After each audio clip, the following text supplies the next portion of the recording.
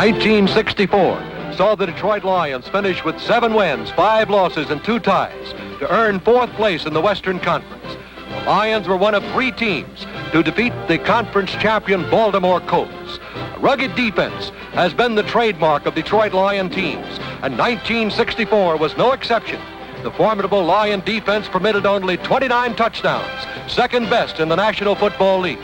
As we watch the Detroit Lion highlights, we'll see once more that there's no football like NFL pro football. The Lions open the season against the San Francisco 49ers. Milt Plum, one of the league's top percentage passers, loosens up at Kezar Stadium. Husky Nick Petrosante, a 6-year veteran from Notre Dame, leads the Lions' ground attack. Lion fullback Nick Petrosante roars for 14 yards late in the second quarter. Petrosante turns left in and powers into pay dirt to put Detroit ahead 13-7.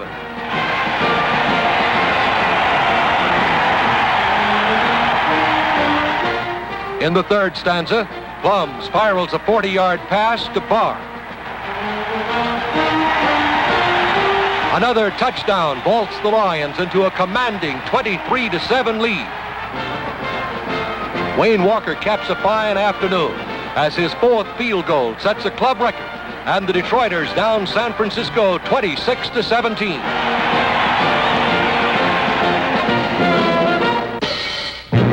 Detroit remains on the coast to clash with the Los Angeles Rams in a night game at the Coliseum.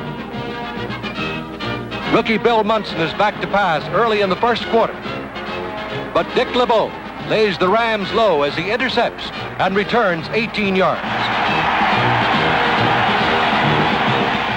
Plum unreels a 48-yard skyliner to Terry Barr, and Detroit dominates 10-0.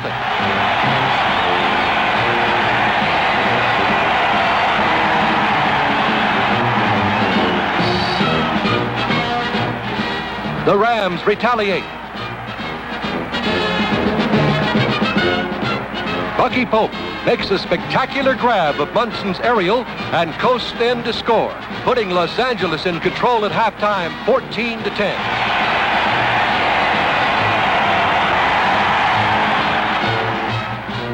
Bruce Gossett's third period field goal attempt falls short.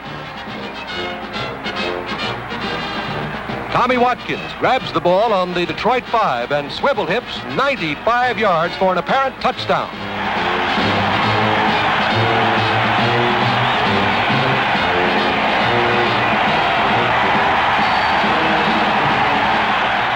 An illegal procedure penalty on Detroit nullifies Tommy's trip, and the Rams still protect a 7-point edge.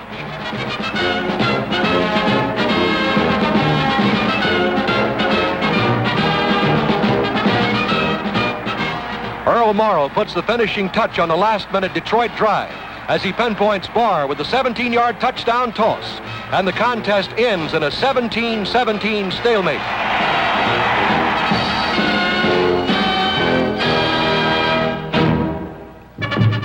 Before the largest crowd in Lion history, Detroit meets Green Bay under the lights in its home opener.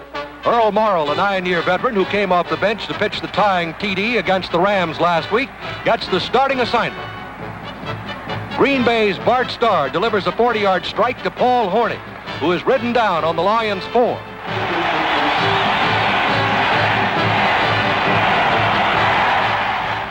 Leading 7-3, Lombardi's Legions are on the march again.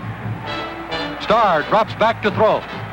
Roger Brown bear hugs Bart, but Starr shovels a short pitch to Hornung, who hustles to the Lion 32. Green Bay tallies to lead at intermission 14-3. Fourth period activity sees the Lions driving. Morrall connects on a pass to Terry Barr, moving Detroit across midfield.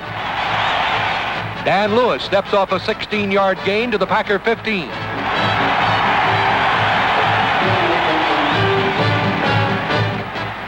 The Lion drive culminates as Morrow flips to Pat Studstill. Pat scampers into the corner of the end zone for a TD, but Green Bay edges the Lions 14-10. The 1963 Eastern Conference champions, the New York Giants, invade Tiger Stadium for an interconference encounter with Detroit. In the first quarter, the Lions line up for a field goal attempt. But it's a fake. Morrill rolls out and hits Nick Ryder for a 23-yard touchdown, and the Lions lead 7-0. Late in the half, Morrill hands off to Watkins. Watkins whips a 58-yard scoring strike to Barr, and the Lions jar the Giants 26-3 to move into a second-place tie in the Western Conference. The Lions journey northward to take on Norm Van Brocklin's Vikings. Alex Karras is again a keystone in the Detroit defense. Terry Barr was one of two players in 1964 to exceed the 1,000-yard mark in pass receptions. Confusion reigns in the first period. Both teams, dressed in white, proved to be a passer's plight. Fran Tarkenton fails to sight a receiver and is dropped for an 11-yard loss.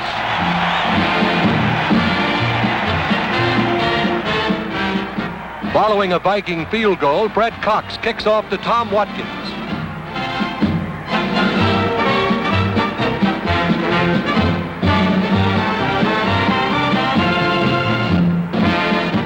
Tommy travels 57 yards to the Viking 46.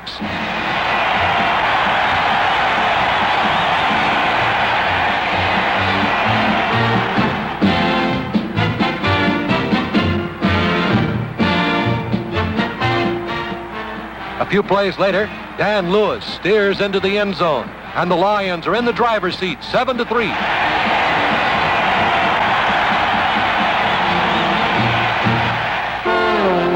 The second period sees Minnesota change jerseys, but while the Vikings admire their purple attire, the Lions take over the football on the Minnesota 23.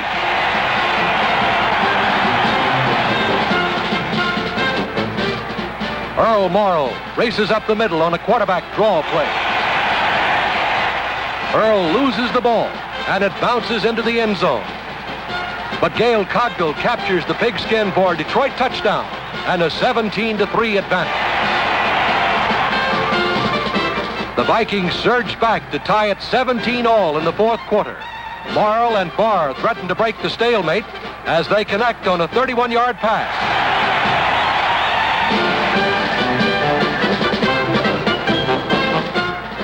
The next play sees Morrill bootleg right, then throw. Cogdill snares the toss for a touchdown and a 24-20 Detroit victory.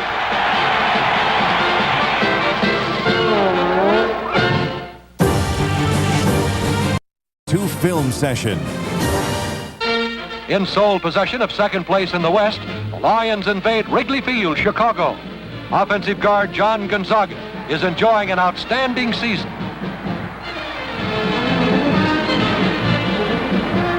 Bill Plum ends a scoreless deadlock as he forwards a 17-yard pay dirt pitch to Jim Gibbons. This tally, coupled with a Wayne Walker field goal, puts the Lions ahead 10-0. In the third quarter, the Bears threaten, but Bill Wade's pass is intercepted in the end zone by Dick LeBeau. Then, in the fourth period, Rudy Bukic is burglarized by Bruce Maher.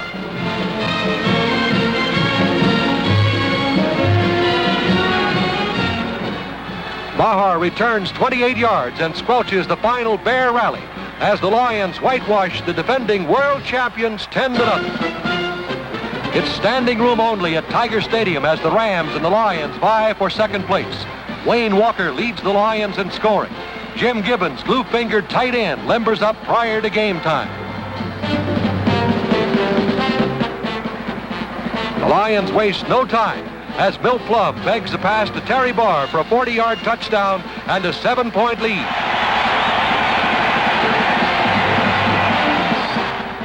Back on the attack, Plum goes to the air again. This time for a 39-yard completion to Cogdill. Plum continues to pepper the Rams secondary.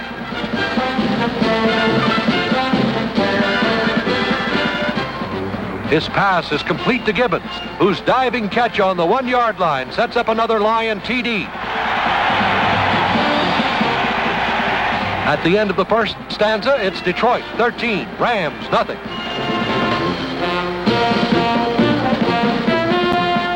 The Rams fight back as Gabriel hoists a 43-yard bomb to Carroll Dale for 6 points, and the Detroit lead is sliced to 13-7.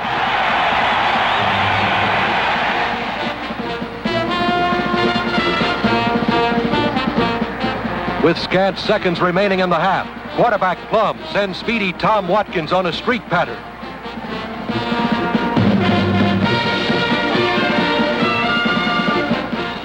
Milt's pass is perfect, and Tommy struggles away from the last Ram defender to tally. Detroit leads 20-7 at halftime.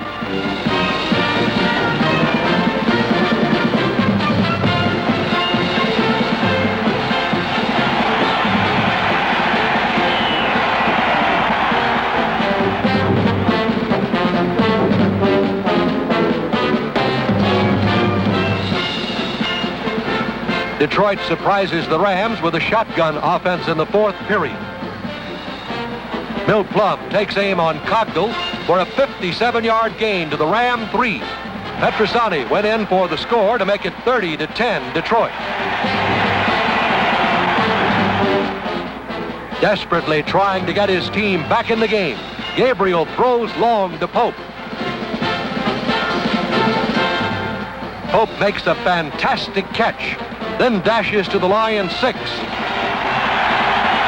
But the stubborn Detroit defense forces the Rams to surrender the ball without a score. Late in the contest, Plum caps an 80-yard drive with a 16-yard payoff pitch to Barr to make it 37-10. Los Angeles manages another score, but the Lions rout the Rams 37-17.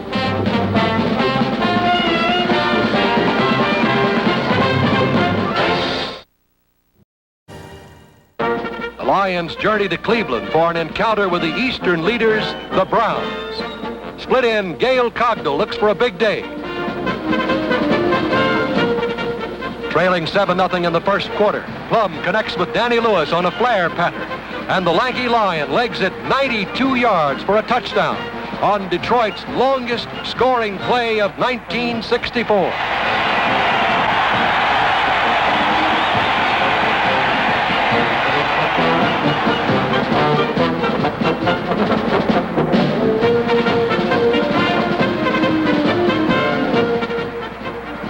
Plum's 4-yard flip to Gibbons gives Detroit a 14-7 margin.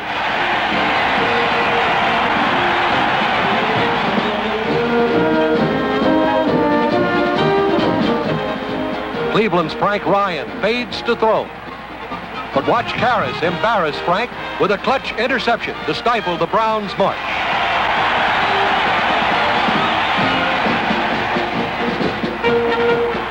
As the second period begins, Plum pairs with Cogdell on a slant end pattern, and the ex-Washington Stater busts through the Browns for 30 yards.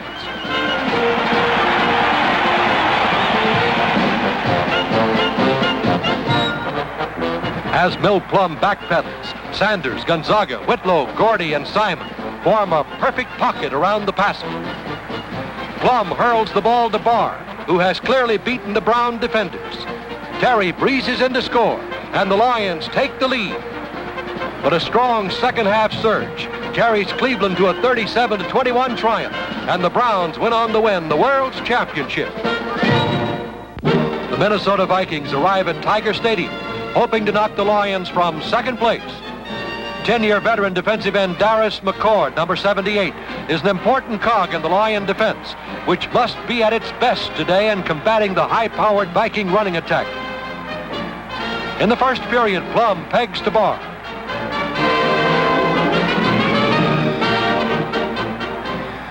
Terry takes the leather to the Viking 4.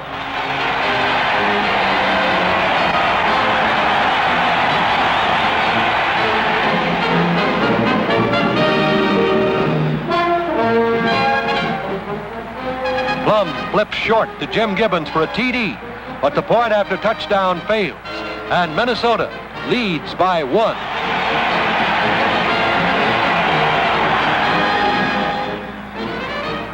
In the third period, Barr takes a short down-and-out pitch from Plum. Barr batters through 6 Vikings before he is harnessed after an 18-yard pickup. Trailing by a touchdown in the fourth quarter, the Lions have to put the pressure on the Vikings. Ernie Clark puts the squeeze on Tarkington, and Minnesota must punt. Detroit takes over and marches to the Viking 20. Plum connects with Barr. Terry makes the grab. Fumbles, recovers, then scores.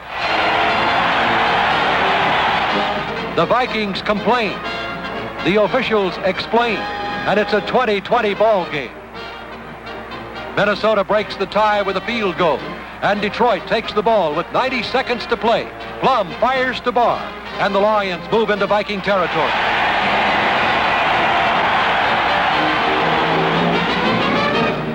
With 30 seconds of playing time remaining, Wayne Walker splits the uprights with a 37-yard placement and salvages a 23-23 tie for Detroit.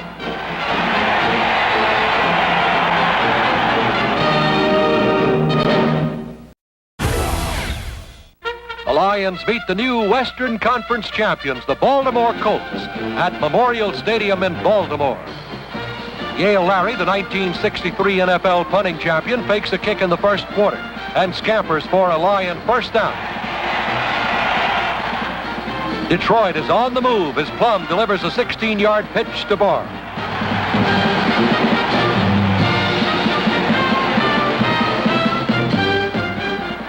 Petrosani jolts the Colts for a 10-yard pickup to the Baltimore 8.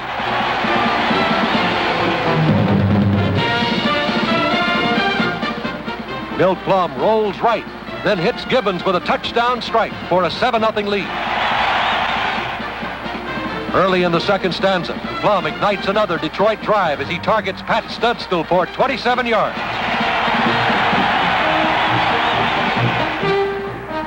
Plum continues to probe the Baltimore secondary. This time he drills Terry Barr with a 30-yard toss.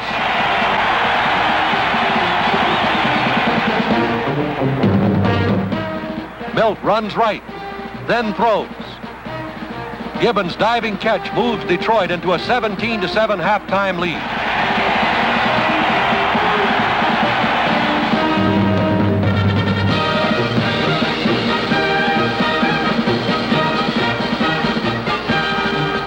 John Unitas opens the third period action with a pass to Jimmy Orr.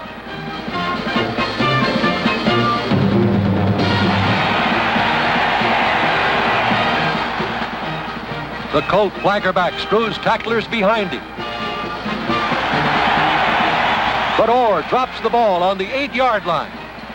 Lenny Moore dives on it in the Detroit end zone for a touchdown to cut the Lions' lead to 3 points.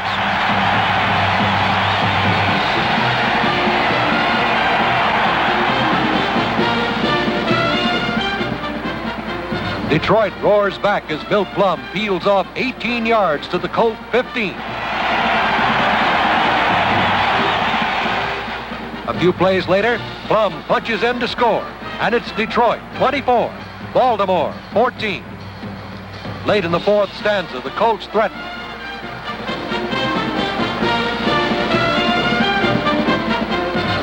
The Lion defense steps in. Bill Quinlan intercepts, then laterals to Denny Gaudens, and Detroit is in Colt territory.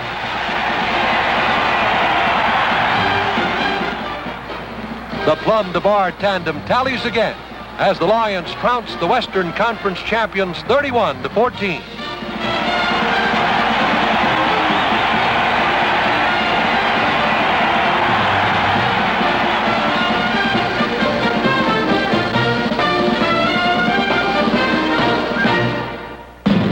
The unpredictable San Francisco 49ers meet the Detroit Lions in the season's finale. Tight end Jim Gibbons demonstrates why he was chosen the Lions' most valuable player for the 1964 season as he collects Plum's pass, rambles through the 49ers on a 64-yard touchdown excursion.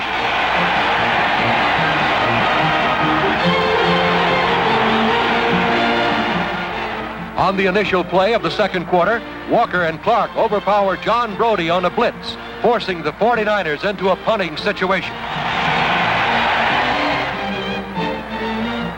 Davis kicks to Tommy Watkins.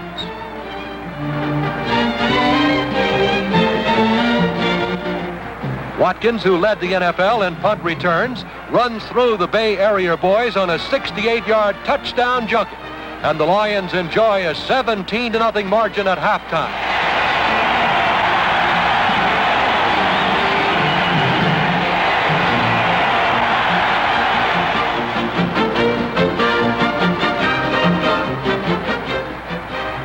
A double reverse in the third quarter sees Lion flanker back Terry Barr prowl through the prospectors for 18 yards.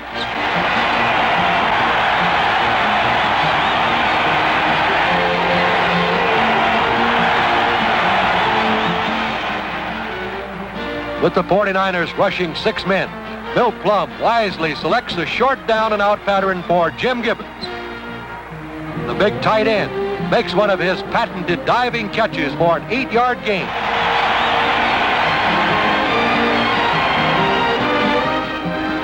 John Brody fades to pass in the fourth period. Big Roger Brown buckles Brody for a loss of 8 yards.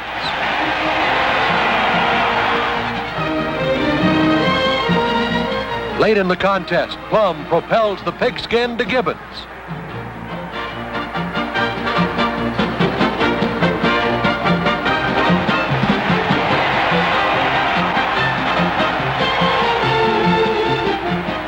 Jim caps his greatest day in the NFL as he opens the throttle on an 82-yard touchdown journey that paves the way to a 24-7 Lions victory.